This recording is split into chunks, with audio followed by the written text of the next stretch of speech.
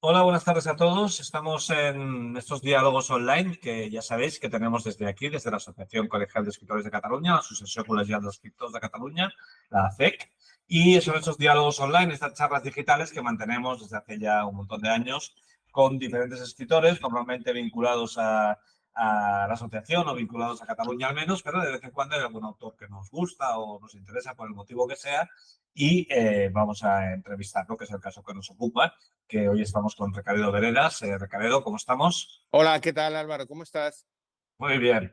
Oye, bueno, la CEC, para si hay algún despistado, la CEC ya sabes que es una asociación que defiende los derechos patrimoniales y morales de los escritores afincados o residentes en Cataluña, independientemente de la lengua en la que se expresan, y aunque este acto está organizado por nosotros, por la CEC, está patrocinado por CER.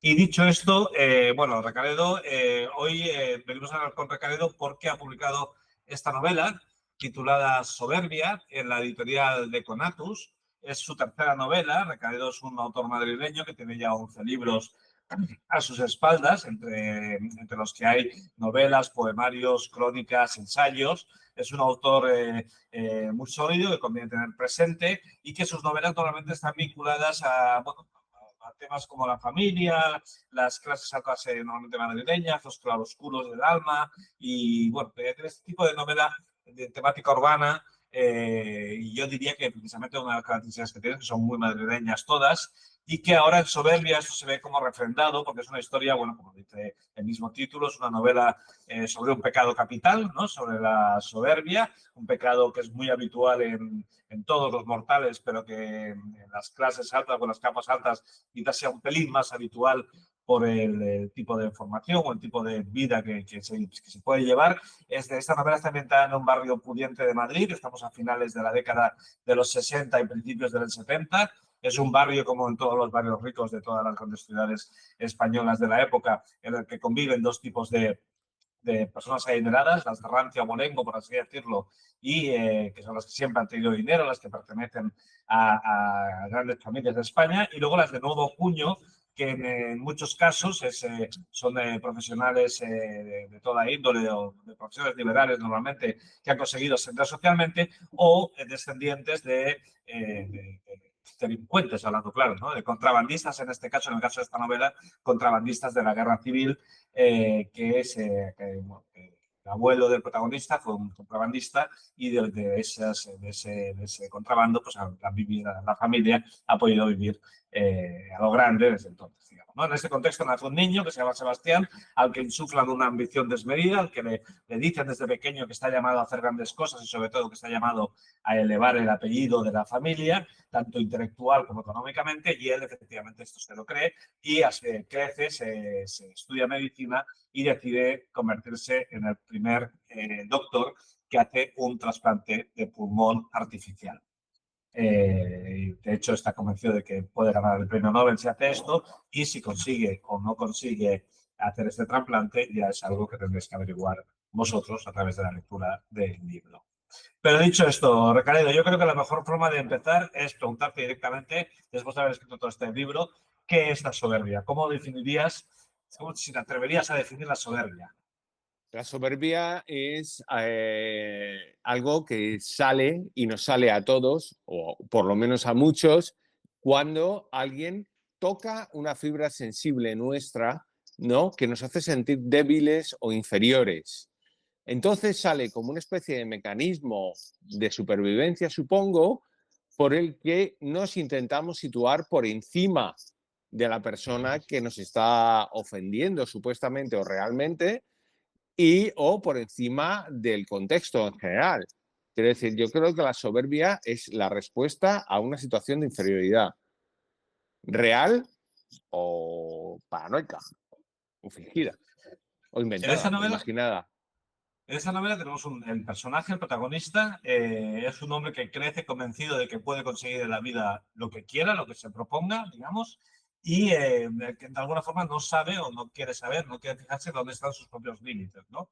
En este sentido, de alguna forma nos recuerda el personaje no sé si estás dibujando, digamos, la figura de una persona solo soberbio o también del típico arribista francés de que tú has dicho en algunas entrevistas que la novela bebe, digamos, de la tradición literaria del arribismo francés del siglo XIX? No sé si estás creando una revista, estás creando un Hay soberbio.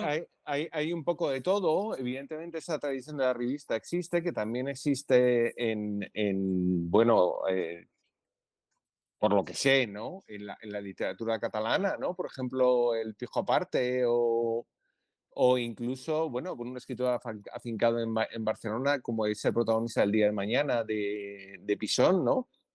Y quiero decir, es un protagonista, yo creo que universal y que, bueno, que intenta romper sus moldes de la realidad compartida y tirar para adelante. Tirar para adelante, pase lo que pase. Y en este caso no proviene de un estrato bajo, como si podría ser el Pijo Aparte de Marseille, sino proviene de un estrato ya medio, pero con una herida considerable, que eso enlaza con lo que comentábamos antes de la soberbia como respuesta. Con una herida considerable que va a cubrir, ¿no? Intentando ganar el premio Nobel, que es pues como su idea de lo máximo que se puede conseguir en la vida. Uno de los grandes temas de la novela y, digamos, del protagonista, lo que le define es esta cosa de haberle criado desde la infancia con la cosa de que va a ser alguien importante, ¿no? En ese sentido, la novela es como una advertencia sobre los peligros de programar a los niños hacia metas que quizás sean desorbitadas. Totalmente, esa programación yo creo que es nefasta.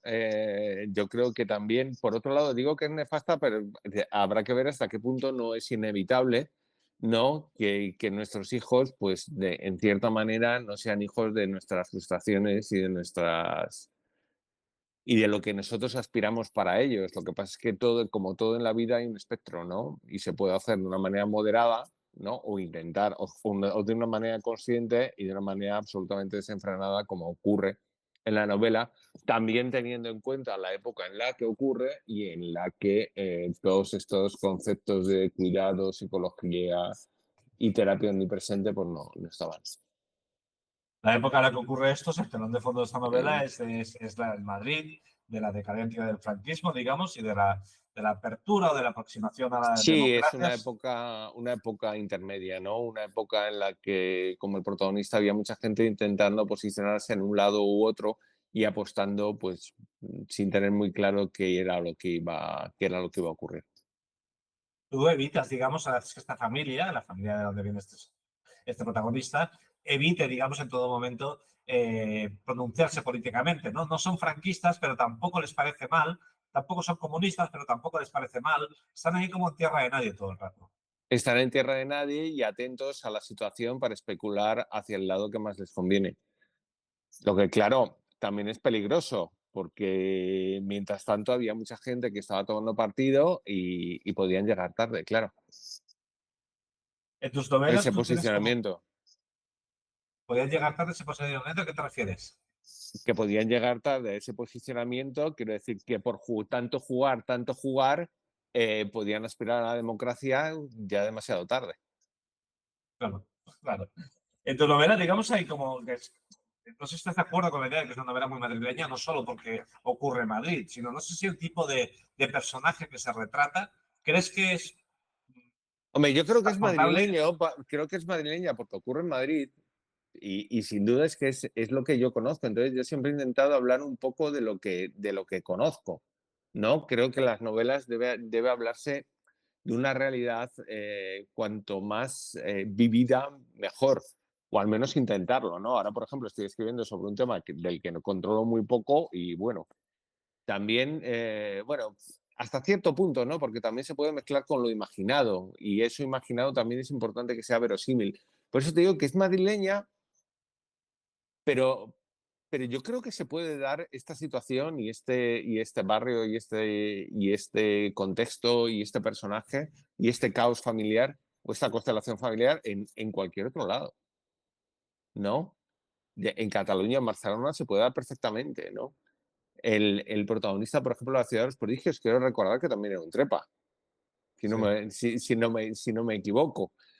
Y ahí, quiero decir, en Barcelona, Barcelona es incluso más propicia y tiene más tradición, bastante más tradición que Madrid en este tipo de narrativa, ¿no? En este tipo de narrativa burguesa.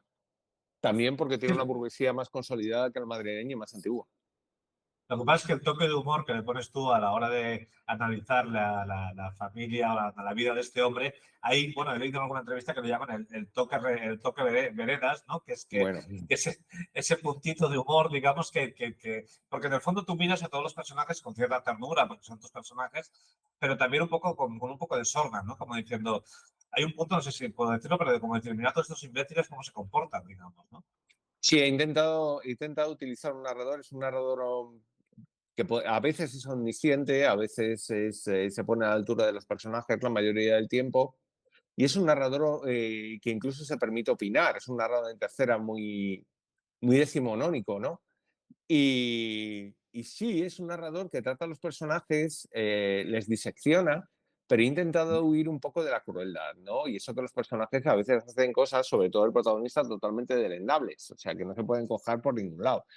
Pero el narrador intenta comprenderle, que no es lo mismo que justificarle, a él y a todo el resto de los personajes, En que Amores todos Torcidos, están bastante tocados. en Amores Torcidos y en tu primera novela también, bueno, en Sí, Amores en Torcidos Dedos Vencidas. hablabas de los abusos que sufría un adolescente en un colegio privado de Madrid en los 80 Sí, y de alguna forma da la sensación de que tus novelas siempre han estado como ambientadas en ese Madrid un poco de clase alta, aunque sea de otras épocas, ¿no? De dónde te viene este interés tan fuerte por a este ver, contexto? la clase alta no, en Amores Torcidos no era tanto clase alta, era más bien una clase media alta. Lo que sí era de clase alta era el bufete donde transcurría, que era como una especie de consultora, tampoco era exactamente un bufete de abogados. Y también el interés por la clase alta surge ahí en Amores Torcidos, porque es la anterior novela no transcurría en ese entorno, porque creo que quería explotar un poco el voyerismo del lector. Es decir, el lector siempre se va a interesar más por un entorno que desconoce, ¿no? Y que yo también desconozco, porque yo no soy de clase alta, por un entorno que desconoce que por un entorno que le resulta más próximo, más cotidiano. Eso lo puedes ver en la historia de la literatura, incluso en la historia de la televisión, ¿no? Desde el principio de los tiempos.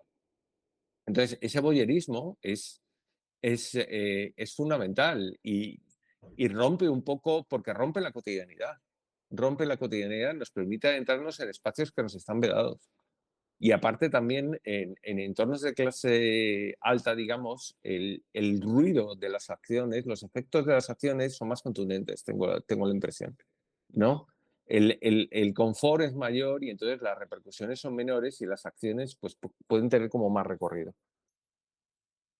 Claro, porque de todas formas, cuando algún escritor, o sea, es muy habitual que en literatura, cuando te encuentras a un escritor que describe los ambientes, las zonas altas, lo hace siempre como para burlarse un poco de esas zonas, o que la otra situación que puede darse es el escritor que quiere como ser crítico con esas zonas, pero se nota que es un escritor que no las conoce bien, digamos, ¿no? Porque tú dices que tú no perteneces a ese entorno social, pero sin embargo, has dicho en alguna entrevista que sí estás cerca de él, que lo conoces porque estás cerca de él, Hombre, ¿no? vamos a ver, no es que esté cerca de él, sí puedo conocer a gente que pertenece a ese entorno social. Yo no estoy ahí, ni mucho menos, ni mi familia tampoco. Lo que pasa es que ya soy muy viejo, tengo 54 años y en la vida pues he conocido a mucha gente, ¿no? Incluso pues como tú, gente del mundillo editorial, por ejemplo. En el mundillo editorial hay bastante gente que puede pertenecer a ese sector social. Entonces vas conociendo a una, vas conociendo a otra, o a uno o a otro, sobre todo a una o a otra, y vas viendo un poco lo que hay. Y luego, pues a través del trabajo o a través de otra gente, de amigos de mis padres o a través de otro tipo de gente. Entonces, siempre he intentado, y por eso escribo, mirar la realidad con un poco de distancia. Entonces, no es tanto la cantidad de gente que haya conocido en ese entorno social, sino que les he mirado especialmente. Me han parecido siempre gente muy curiosa,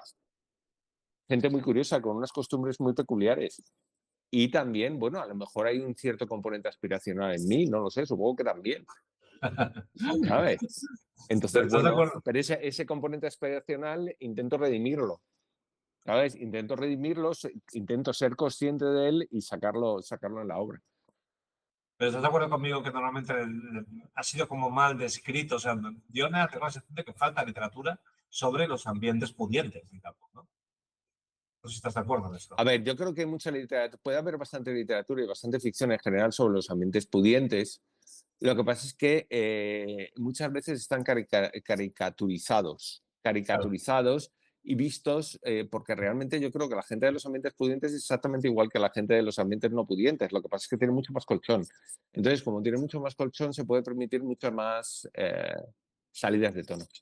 Y que esas salidas de tono o no se tengan tanto ruido o tengan, bueno, pues más niveles de caída y de Oye, sujeción. dice, en un momento dado de tu novela, el narrador dice, no hay fortuna ni nobleza que no provenga de un delito, ¿no? Y tú, el protagonista de tu novela, Bueno, eh, esa frase no es mía.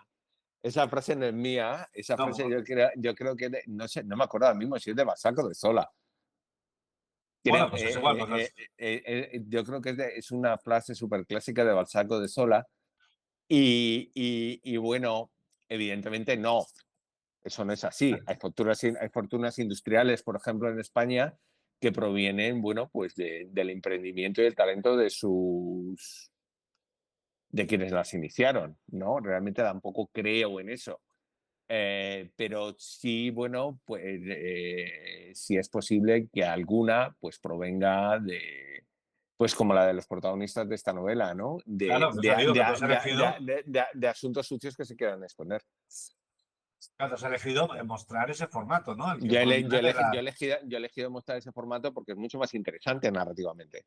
Es mucho más interesante narrativamente y también contribuye mucho más a lo que es el personaje.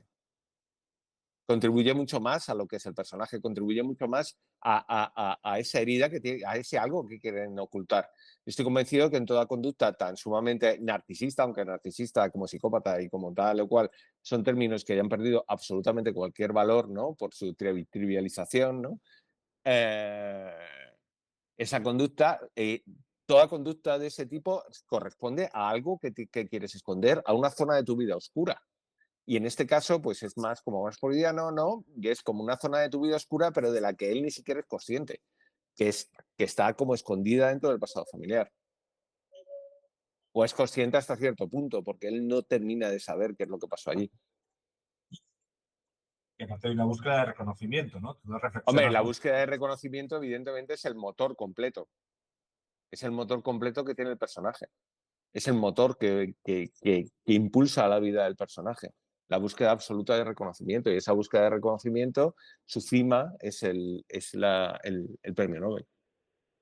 De hecho, la novela arranca con una cita de Séneca, bueno, hay varias citas, pero una de Séneca que destaca esta frase, la esclavitud más denigrante es la de ser esclavo de uno mismo, que es lo que le pasa a tu personaje. Sí, porque tampoco lo pasa bien, ¿no? Si eres esclavo de ti mismo y disfrutas, pues bueno, tiene un pase, ¿no? Pero si eres esclavo de ti mismo y aparte sufres, pues eso tiene un especial agravante, ¿no? Porque quienes ya hemos cumplido ciertos años, pues ya empezamos a ser conscientes de que el tiempo no vuelve, ¿no? Entonces, pasar el tiempo y la vida entre penalidades, pues, y encima voluntarias, pues es una cuestión grave. Tú eres colaborador de prensa y has sido editor y has estado siempre muy Sí, vinculado al sí, mundo de sobre la todo en prensa. cultura. Sí. Y en alguna entrevista he leído que decías que en el mundo de la cultura habías encontrado mucha gente parecida a la de a tu personaje, quizás no tan exagerada, pero sí que hay No, como... no, no, no. A ver, en el mundo de la cultura puede haber encontrado a gente, pues más o menos, sí, pija o pudiente y tal. Sí, es normal, porque es un negocio, No, pero no, el no digo negocio por el dinero, editorial. digo por la ambición, o sea, por la idea de eso de fastidiarte la vida para conseguir un reconocimiento social o Sí, no, cultural. evidentemente el mundo de la cultura está muy, muy lleno de eso, ¿no? Porque realmente, pues hay mucha gente o mucho, y yo también, quiero decir, es algo que a mí también me ha ocurrido y por eso a lo mejor lo escribo. Pues el mundo de la cultura está lleno de mucha gente que lo da todo por ese reconocimiento social o ese reconocimiento cultural. Y eso es algo que lamentable o afortunadamente, también tiene su parte lamentable, está yo creo que un poco perdiéndose. Ya el prestigio de la cultura no es exactamente el mismo. ¿Por Creo, qué? creo. Creo que el prestigio de la cultura ya no es tanto, no existe tanto. No existe tanto, quiero decir, las nuevas fortunas mundiales. No, es una impresión, ¿no? Las nuevas fortunas digitales. ¿No? ¿Tú crees que a Kim Kardashian le importa la cultura? Bueno, claro. ¿Sabes? Sí, sí, A sí, sí. Taylor Swift a lo mejor un poco más, porque es un poco más así, pero a Kim Kardashian, que estuvo hace nada aquí en Madrid, yo creo que le da exactamente igual. Pero siempre ha habido Exactamente igual. pero siempre ha habido Kim Eh, Kardashian, digamos, ¿no? siempre ha habido Kim Kardashian, pero yo creo que nunca habían tenido la dimensión que han tenido ahora y el seguimiento de sus vidas, ¿no? Con 100 millones de seguidores, Sí, sí, sí. con yo qué sé, siguiendo cada minuto de sus vidas. Y Kim Kardashian es un ejemplo. Pero, pero yo no creo que a Elon Musk le preocupe. Bueno, a Elon Musk a lo mejor en su lado más un poco, en fin. Os juro, si le puede interesar más la cultura, a lo mejor a saber qué tipo de cultura, ¿no? Pero sí a lo mejor un poco más. Y sí es cierto que hay ciertos niveles en los que a lo mejor esa cultura sí sigue interesando. A lo mejor en términos que hace unos años ni siquiera sospecháramos que puede ser ensayísticos, ¿no? Pero no sé si ahora, en 2024, la cultura tiene tanto predicamento y tanta importancia en términos de prestigio social como tenía antes, ¿no? Creo que vivimos una cultura más de impacto, más de imagen. Lo que parece que sí que se mantiene inalterable es el concepto de familia. Tú has hecho referencia a que tienes la sensación de que las familias están como llenas de patrones, ¿no? De que hay cierta repetición. Es un poco aquello de Tolstoy, de que todas las familias felices se parecen, pero tú como que lo alteras esto, digamos, y no sé si vendes la idea de que todas las familias ambiciosas o ricas también se parecen. Yo creo que todas las familias felices más o menos se parecen y todas las familias desgraciadas también. O sea, esa frase de Tolstoy realmente yo nunca la he llegado a comprender, ¿no? La he leído como 500 veces, pero yo realmente, y no quiero enmendarle la plana a Tolstoy porque era 800 veces mejor escritor que yo, pero, pero todas las familias felices se parecen, en cierto modo, o en cierto modo, las familias felices son más distintas que las familias infelices. Las familias infelices son casi todas muy parecidas. Las que son parecidas son las felices. Quiere decir, las que son distintas son las felices. Claro, Las que claro. son distintas son las felices. Porque puede haber familias felices que coman todas las semanas y que estén súper unidas y todos los hijos sean notarios o bodegueros, me da igual, y puede haber familias felices, pues mucho más hippies y que se vean una vez al mes y que cada uno tenga su vida y sin embargo estén contentos. No sé, y familias desgraciadas yo creo que son muy parecidas. Son muy parecidas, Porque no sé. Porque has elegido el ejemplo del pulmón, ¿no? Supongo que de la elección de qué aspiración casi insensata o loca podía tener tu protagonista, te llevaría a muchos ejemplos, pero al final parece que te inclinas por la del pulmón artificial, que es una fantasía total. Sí, es una fantasía total y en estos momentos tampoco recuerdo de dónde viene. Me viene una película de Agustín Villaronga Sí, que me daba tanto miedo que creo que solamente vi unos minutos, pero que las imágenes se me quedaron bastante grabadas. Creo que se llama Tras el cristal, donde había un tío, un alemán en Mallorca que tenía un pulmón artificial. Eso se me quedó muy grabado. Y aquella imagen, no sé por qué, y luego quería darle un toque un poco Cronenberg, que Cronenberg me gusta mucho, me gustaba más cuando escribía la novela, ahora menos, y quería darle ese toque, ¿no? Ese toque también de un poco de algo totalmente. Porque otra cosa que he intentado en la novela es romper los límites de la verosimilitud, o no romper los límites de la verosimilitud, sino forzar los límites de la verosimilitud y plantear cuestiones que sean dudosamente, es decir, trabajar sobre esto, ¿no? Trabajar sobre quiebras de la realidad, e insertarlas en un contexto realista. Un poco como si hiciera un musical, ¿sabes? Que de repente pues, se ponen a cantar, ¿sabes? sí, Los actores se ponen a cantar y a bailar, pues un poco así, ¿sabes? Y eso es lo del pulmón artificial, eso es lo de la secta esta siberiana, eso es lo de la caballería cosaca, ¿no? Esos son como rupturas, giros, que es realmente lo que más me ha costado de la novela. Para mí ha sido lo más difícil de la novela. El mantener ahí la serenidad y encontrar el tono suficiente para navegar por esas zonas. También tenemos, no sé si es una aproximación al mito de Frankenstein, ¿no? Con esto del pulmón, sumado, digamos, a un poco al Almodóvar con La piel que habito, ¿no? Esa Sí, idea de... La piel que habito es una de las películas de Almodóvar que más me gustan y realmente tuvo unas críticas bastante regulares y no recordaba como de las mejores películas de Almodóvar, para mí es una de las que más me gustan. Y sí, yo creo que también me influyó y Almodóvar, a ver, lo bueno suyo me gusta mucho. Lo bueno suyo me gusta mucho y me gusta también que arriesga mucho. Arriesga mucho, a veces le sale mejor y a veces le sale peor, ¿no? Pero Pero sí que juega mucho con los límites de la verosimilitud. aparte de Villarogna, también has dicho que la novela salía después de haber visto Magnolia de Paul Thomas Anderson.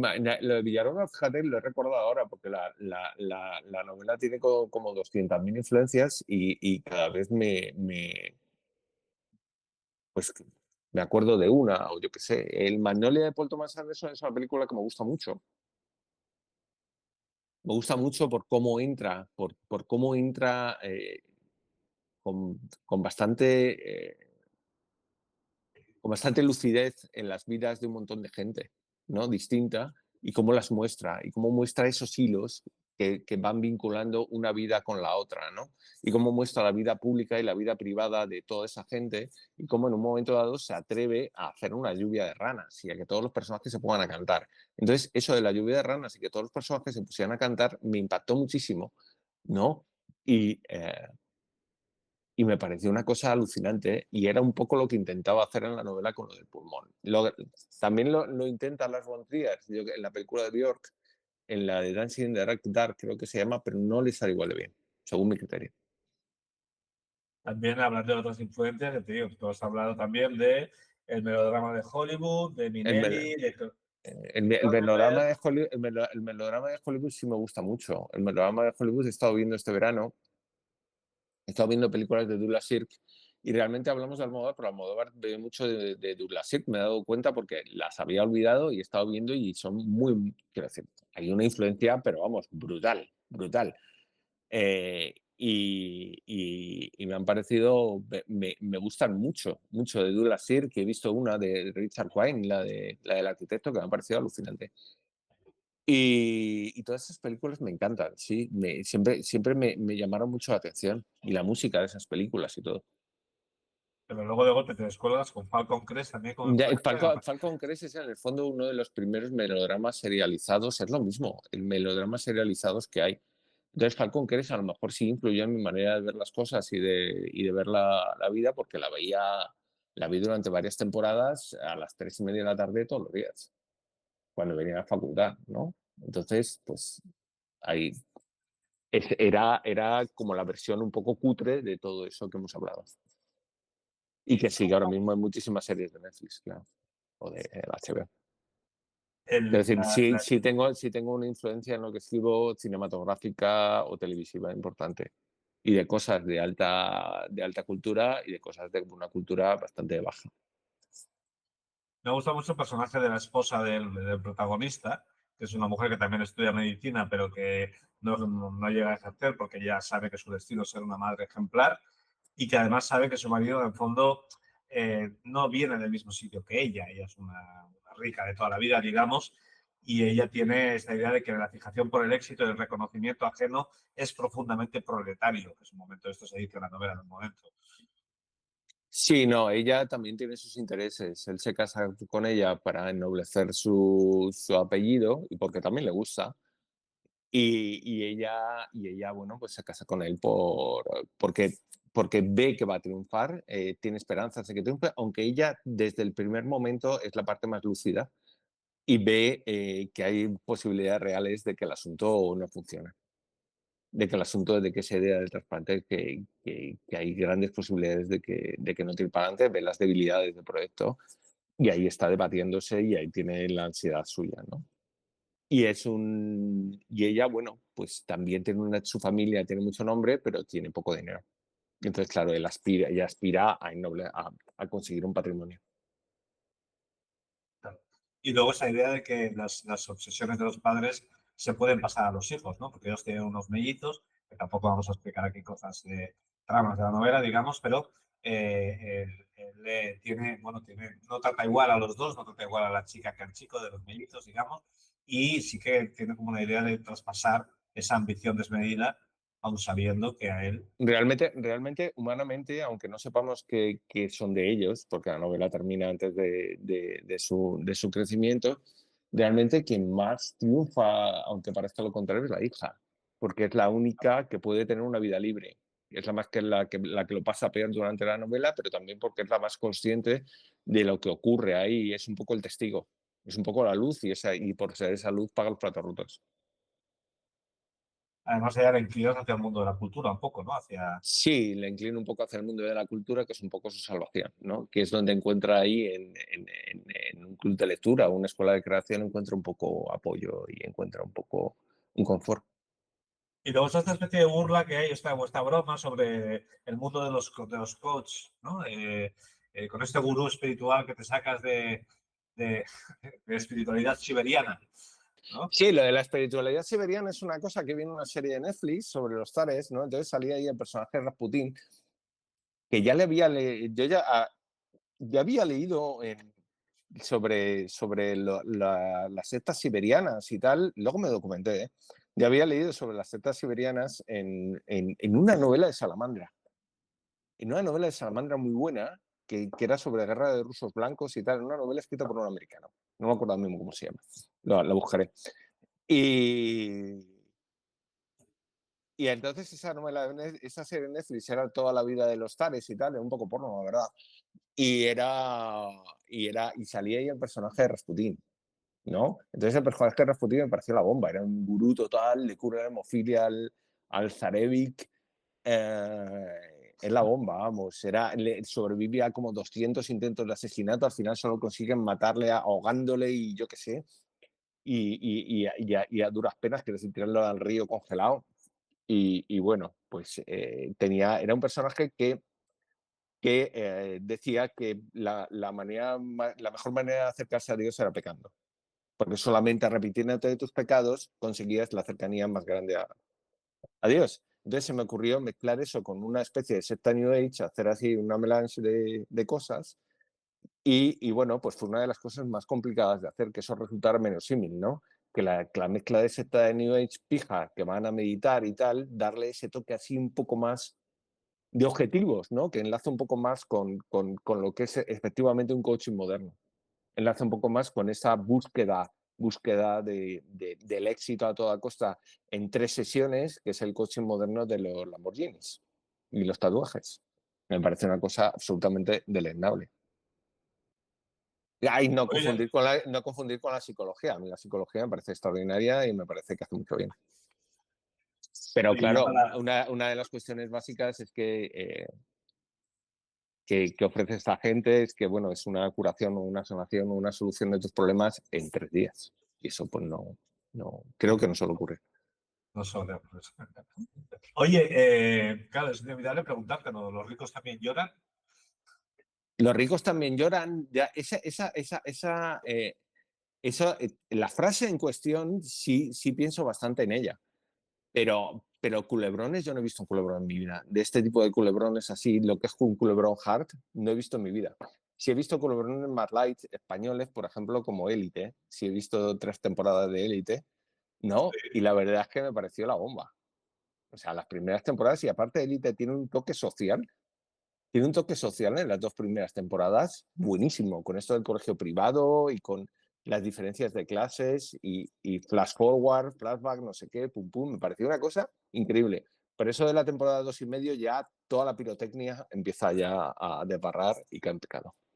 ¿Y hay alguna otra serie o novela o película así de ambientes de clase alta que te hayan gustado, que crees que refleja bien la realidad o que Hay, simplemente hay, hay, hay una que es para mí una novela capital, que son los Buddenbrook. ya, Los Buddenbrook de Thomas Mann, que la escribió creo que con 24 años y refleja perfectamente lo que es el auge y caída de una familia desde bueno, el principio, toda esa fuerza de los astilleros y en Lübeck y tal, y toda la liga asiática y todo ese emprendimiento y toda esa potencia, hasta, bueno, pues ya el declive total, ¿no? en varias Oye, generaciones. Me parece una novela impresionante. oye, ahora salgo un momento del tema y yo quería preguntarte, ¿tu vocación de escritor, tú recuerdas de cuándo te viene? O sea, ¿tú recuerdas algún momento de tu infancia y juventud que dijeras, yo de mayor quiero escribir? No, yo realmente tampoco tenía muy claro si quería escribir o no, porque intenté dibujar, intenté hacer más cosas. Yo qué sé, a lo mejor quería ser director de cine o quería hacer otras cosas, pero realmente una vez, hace muchísimos años, hace como 30 años, 30 y tantos años, me fui al Camino de Santiago y entonces ahí tuve la vocación y la idea clara de que me iba a poner a escribir. Y realmente también, como le pasa a gente que hace cine y decide meterse a teatro, ¿no? Porque lo que quieres hacer depende más de ti. Y también la escritura, luego, pues evidentemente siempre he leído bastante y siempre me ha interesado mucho la literatura y tal, pero vamos, básicamente por eso. Básicamente fue por eso, porque estaba buscando un medio de expresión y me pareció que la literatura era el medio de expresión más independiente y más fácil de que tu contenido, lo que querías contar, llegara al público. Pero, ¿recuerdas el momento ese en el Camino de Santiago? ¿Recuerdas? ¿Fue un momento exacto o una No, meditación larga? yo creo que puedo recordar a lo mejor o inventarme una epifanía bajo un árbol gigante o alguna cosa de ese estilo, pero yo creo que fue una construcción a lo largo del tiempo. ¿No habías escrito nunca nada antes? Sí, había escrito cosas bastante locas, la verdad. En esta línea, quiero decir, es las primeras cosas que escribo son bastante demenciales, un poco en la línea de la movida. Y lo que pasa es que luego me meto en la escuela de letras, que era una escuela que había en Madrid, Sí, con me Alejandro acuerdo. Gándara y tal, Sí, y sí, sí, sí. y Juan Carlos Suñén, esto, a quien les estoy muy agradecido.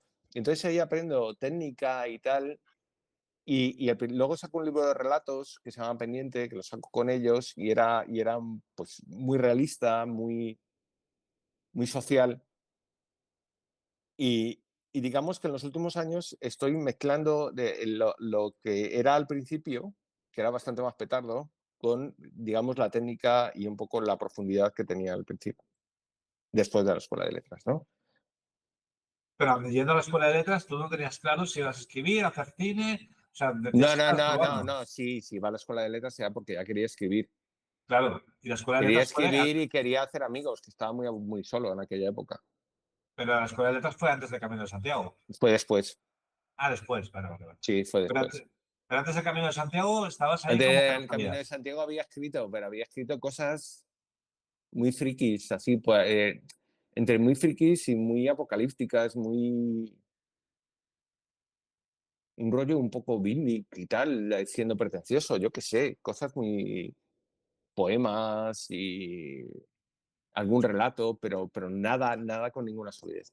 Realmente es la escuela de letras lo que me permite empezar a escribir relatos, en principio relatos, e intentar y plantearme a escribir una novela.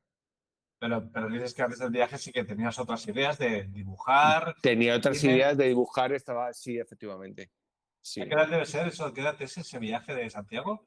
A los 26, 25, 26 años. Empiezo a escribir Y, ta- bastante tarde, ¿eh? A los 27, 28 años. y tanto, sí, sí, bastante tarde. Claro, todo me ha pasado muy tarde. Tengo 54 años, así que imagínate. Y me estoy sacando el carnet de conducir, tío. Me estoy sacando el carnet de conducir ahora, con 54 años. Es una cosa alucinante, ¿eh? De dar con 54 años de carnet de conducir, ¿cómo has ido por la vida hasta ahora? En Pues autobús. sí, en autobús y en taxi, la verdad, sí. Me he gastado una pasta en taxi, sí. Y en tren y en avión. Y sí, sí, me lo estoy sacando ahora. Me estoy Bueno, sacando ahora. Una cosa alucinante que ya me pasa todo el verano con el tema del arcén y todo esto. De si un tractor puede ir por el arcén, de que si un tractor puede llevar remolque y claro, toda claro, esta claro. movida. O sea, es una cosa de verdad que me hace generar mucho complejo porque todo el mundo dice que aprobar el teórico es facilísimo. Ah, no, el teórico, yo le eché un vistazo al manual del teórico, hice 4 test y ya está. Ah, mentira, todo el Pues mundo a mí miente me porque, parece una cosa de verdad, una cantidad de bueno, información con porque los tú no límites, tienes. con los límites de velocidad. que si es un tractor, porque hay dos tipos de tractores, unos que van más lento, otros que van más rápido. Pero eso te pasa porque con 18 años tienes el cerebro que absorbes con una facilidad tremenda de información. Con Efectivamente. 54 años, No, pues es mucho más complicado. Ya lo sé que es mucho más complicado. no te entra nada. No, pero lo quiero hacer, lo quiero hacer. Claro, claro, bien hecho, bien hecho.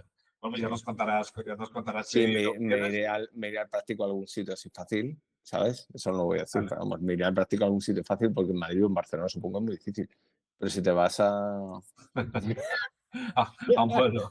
a un pueblo a hacerte A un pueblo que no haya nadie, que haya campo solo. O sea, ya solo haya campo, pues ya está, tío. Eso lo hacen en Cuenca. Eso lo hace mucha gente en Cuenca. Es verdad, es verdad. Sí, Bueno, oye, estamos ya desbarrando. sí. Te vamos a dar las gracias por haber estado con nosotros. Recordamos a la gente que hemos estado hablando con Ricardo Veredas, que ha publicado Soberbia en la editorial de Conatus. Y nada, Ricardo, te esperamos tu siguiente libro y que te agradecemos que hayas estado con nosotros este ratillo. Bueno, muchísimas gracias a ti, Álvaro. Muchísimas gracias a la asociación y nada, que ha sido un honor. Muchas gracias, de verdad. Muy bien, hasta luego.